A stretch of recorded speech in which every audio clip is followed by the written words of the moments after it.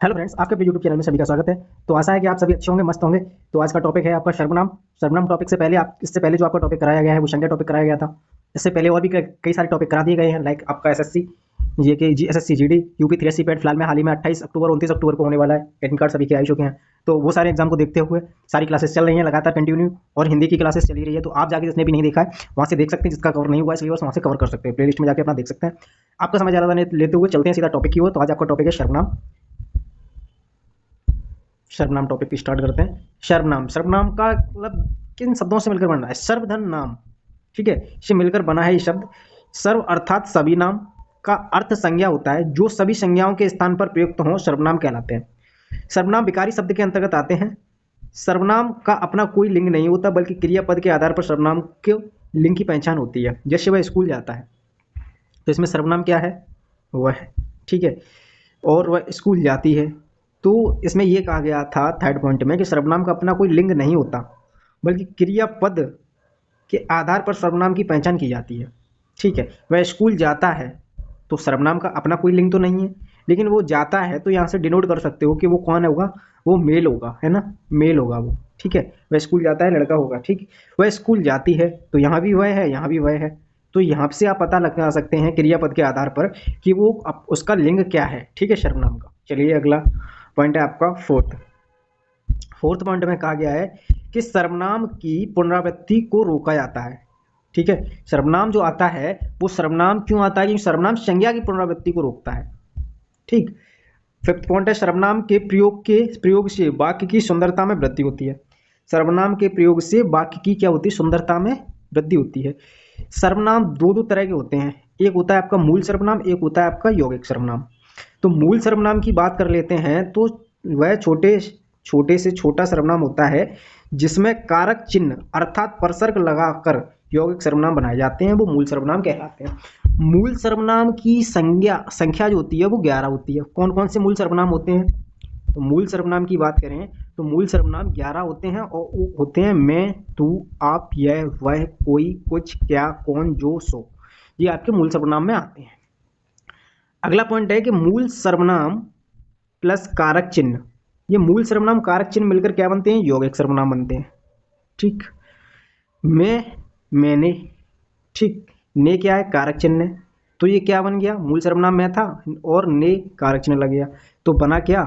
मैंने। ठीक, ऐसे ही मेरा, मेरी, मुझे, मेरे, तो ये यौगिक सर्वनाम कहलाए। तू का तुम, तुम्हें, तुम्हारी, तुम्हारे, तुझे, ये भी यौगिक सर्वनाम है। आपसे बना, ने कारक चिन्ह आप में लगाएंगे तो आपने, तो ये आपका यौगिक सर्वनाम बन गया।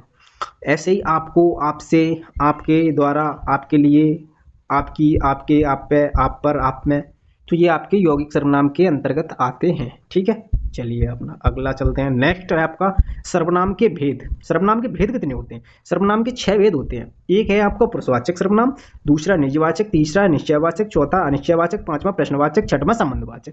जो पुरुषवाचक सर्वनाम की बात करें तो मैं, तू, आप, यह, वह, ये पुरुषवाचक सर्वनाम के अंतर्गत आए। निजवाचक सर्वनाम के जो अंतर्गत आएंगे वो आएंगे आपका आप, खुद, स्वतः और स्वयं। निश्चयवाचक सर्वनाम के अंतर्गत आते हैं वो आता है यह, वह। अनिश्चयवाचक सर्वनाम के अंतर्गत आएंगे वो आएगा कोई, कुछ। प्रश्नवाचक सर्वनाम के अंतर्गत क्या, कौन। संबंधवाचक सर्वनाम के अंतर्गत जो, सो। ठीक, अगला है जैसे जो परिश्रम करेगा वह सफल होगा, तो जो, सो, तो वह, ठीक है, या सो की जगह वह भी डिनोट हो सकता है, तो सो वह, तो संबंधवाचक सर्वनाम कहलाएगा। अगला है आपका पुरुषवाचक सर्वनाम, पुरुषवाचक के भेद। पुरुषवाचक सर्वनाम के जो भेद की बात करें वो कितने होते हैं? 3 होते हैं। उत्तम पुरुष, मध्यम पुरुष, और आपका ये अन्य पुरुष, एक होता है आपका अन्य पुरुष। ठीक, ये होते हैं 3। तो पुरुषवाचक सर्वनाम 3 होते हैं। तो पुरुषवाचक सर्वनाम में उत्तम पुरुष की बात करें, इस वाले की पुरुषवाचक सर्वनाम में उत्तम पुरुष की बात करते हैं, तो वक्ता या कहने वाला अपने लिए जिस सर्वनाम का प्रयोग करता है उसे उत्तम पुरुष का सर्वनाम माना जाता है। जैसे मैं, वक्ता या कहने वाला, तो मैं हुआ वक्ता और मैं ही कहने वाला हूं, तो क्या होगा? अपने लिए जिस सर्वनाम का प्रयोग करता है उसे उत्तम पुरुष का सर्वनाम कहते हैं, तो इसलिए मैं किस में आएगा? आपका उत्तम पुरुष में आएगा। ठीक, चलिए अगला है आपका सेकंड, मध्यम पुरुष। तो वक्ता, लेखक, कहने वाला, जिससे बात करता है, एक फर्स्ट पर्सन, एक पर्सन ये हो गया, तो ये हो गया आपका, इससे बात कर रहा है ये बंदा। ठीक, तो ये जो बात कर रहा है वो किससे बात कर रहा है? इससे बात कर रहा है, इस वाले व्यक्ति से। ठीक है, ये फर्स्ट पर्सन हो गया, ये सेकंड पर्सन हो गया। तो ये कहा गया है वक्ता लेखक कहने वाला जिससे बात करता है उसके लिए मध्यम पुरुष सर्वनाम का प्रयोग होता है। जैसे तू, आप, सॉरी, जो तू आप करके ये बात करेगा, आप करके बात करेगा इनसे, तो ये क्या हो जाएगा, मध्यम पुरुष कहलाएगा। ठीक है, चलिए अगला अन्य पुरुष की बात करते हैं। तो अन्य पुरुष की बात करते हैं, वक्ता लेखक के बीच में जिस तीसरे व्यक्ति की बात चल रही हो, पुरुषवाचक विषय के बारे में जो बात चल रही है वह अन्य पुरुष कहलाता है। जैसे यह और वह, जैसे एक व्यक्ति ये है, एक व्यक्ति ये है, दूसरा है ना। अब ये दोनों आपस में बात कर रहे हैं किस व्यक्ति के बारे में, एक ये अन्य व्यक्ति है, तीसरा इसके बारे में। ठीक है, तो ये दोनों व्यक्ति जिसके बारे में बात कर रहे हैं, ये थर्ड पर्सन इसके बारे में, तो वो कौन सा कहलाता है, अन्य पुरुष कहलाता है। यही आपका अन्य पुरुष तीसरा कहलाता है। तो इसके लिए जो आएगा अन्य पुरुष के लिए शब्द आते हैं, यह है और वह है, ये अन्य पुरुष में आता है। चलिए, तो मैंने, अगला है आपका एग्जाम्पल, मैंने आपको पहले ही कहा था कि वह बीमार नहीं है। तो मैंने आपको, तो मैंने में तो ये उत्तम पुरुष है, स्वयं के लिए बात कर रहा है। आपको दूसरे व्यक्ति से बात कर रहा है तो ये मध्यम पुरुष हो गया। ठीक, और ये आपस में इंटरलेट जो एक दूसरे से बात करना है, ये तीसरे व्यक्ति के बात कर रहे हैं, तीसरे व्यक्ति के में, तो वो है जो व्यक्ति बीमार है उसके बारे में, तो तीसरा व्यक्ति वो कहलाता है, वो अन्य पुरुष कहलाता है। ठीक, तो समझ पाए, उत्तम पुरुष, मध्यम पुरुष और अन्य पुरुष, तीन ही पुरुषवाचक सर्वनाम होते हैं। चलिए इनके भेद, चलिए एग्जाम्पल देख लेते हैं इनके। मैं अभी पढ़ रहा हूं, तो उत्तम पुरुष खुद के लिए बात कर रहा है, पुरुषवाचक सर्वनाम है। तू मेरी सांसों में बसती है, मध्यम पुरुष है ना, तो ये मध्यम पुरुष की बात कर रहा है। तू मेरी यानी दूसरे व्यक्ति के बारे में बात कर रहा है, तो ये हो जाएगा मध्यम पुरुष। तुझे मार डालूंगी, मध्यम पुरुष, ये भी दूसरे व्यक्ति के बारे में बात की जा रही है ना। आपके पिताजी क्या करते हैं, मध्यम पुरुष। आप कहाँ रहते हैं, दूसरे व्यक्ति के बारे में बात हो रही है ना। ये मेरी बात नहीं सुनता, यह, तो यह अन्य पुरुष के बारे में, अन्य पुरुष हो गया तीसरे व्यक्ति। वह घूमने गया होगा, अन्य पुरुष की बात हो रही है। ठीक है, थर्ड पर्सन की। चलिए अगला है आपका निजवाचक सर्वनाम, दूसरा। कौन सा, निजवाचक सर्वनाम है दूसरा। तो आप, खुद, स्वयं, स्वतः। जब आप सर्वनाम का प्रयोग खुद, स्वयं, स्वतः, अपने आप के लिए किया जाए तो वहां आप पुरुषवाचक सर्वनाम ना होकर निजवाचक सर्वनाम कहलाता है। जैसे एग्जाम्पल देखिए, आप चला जाऊंगा, तो यहाँ जो बात की जा रही है स्वतः अपने आप के लिए नहीं की जा रही, तो वहाँ आप पुरुषवाचक सर्वनाम ना होकर निजवाचक सर्वनाम की बात होती है, कहलाता है वो। देखिए यहाँ पे ये लिखा हुआ भी है, जब आप सर्वनाम का प्रयोग खुद, स्वयं, स्वतः, अपने आप के लिए किया जाए तो वहाँ आप जो वर्ड है, सर्वनाम है, वो पुरुषवाचक सर्वनाम ना होकर निजवाचक सर्वनाम के लिए डिनोट होता है। ये याद रखिएगा, इस सेंस से आपको पढ़ना होगा कि स्वयं के लिए कह रहा है या किसी अन्य पर्सन के लिए कह रहा है, दूसरे व्यक्ति के लिए कह रहा है। आप चला जाऊंगा, यानी आप चला जाऊंगा मैं मतलब खुद स्वयं चला जाऊंगा, तो स्वयं के लिए बात कर रहा है, तो वहाँ निजवाचक सर्वनाम होगा, न कि वहाँ पे कौन सा होगा, पुरुषवाचक सर्वनाम नहीं होगा। ठीक है, अन्य पुरुष नहीं होगा वहाँ पे, मध्यम पुरुष नहीं होगा वहाँ पे। ठीक, चलिए जैसे आप ही कपड़े धोता है, आप ही का मतलब कि आप ही कपड़े खुद ही धोता हूँ, है ना, तो ये कौन सा होगा, वो निजवाचक सर्वनाम होगा, यानी स्वयं ही करने वाला व्यक्ति जो काम खुद ही करता है वो निजवाचक सर्वनाम कहलाता है। इतना समझ लीजिए। ठीक है, चलिए अगला पॉइंट देखते हैं। पानी स्वतः बह जाएगा, तो पानी स्वयं अपने आप ही बहेगा ना, निजवाचक स्वयं ही अपने आप हो रहा है। तो अपने अपने बिस्तर हमेशा रखने चाहिए, ये भी निजवाचक सर्वनाम में, खुद ही काम सेल्फ ही करना पड़ रहा है। आप हो खाना बनाकर खा लेता हूँ, आप ही खाना बनाकर खा लेता हूँ, यानी खुद ही मैं खाना बनाकर खा लेता हूँ, स्वयं ही। चलिए निश्चयवाचक सर्वनाम की बात करें तो निश्चय में यह निकट के लिए डिनोट किया जाएगा और वह दूर के लिए डिनोट किया जाएगा। इतना पहले समझ लीजिए, एक छोटी सी बात।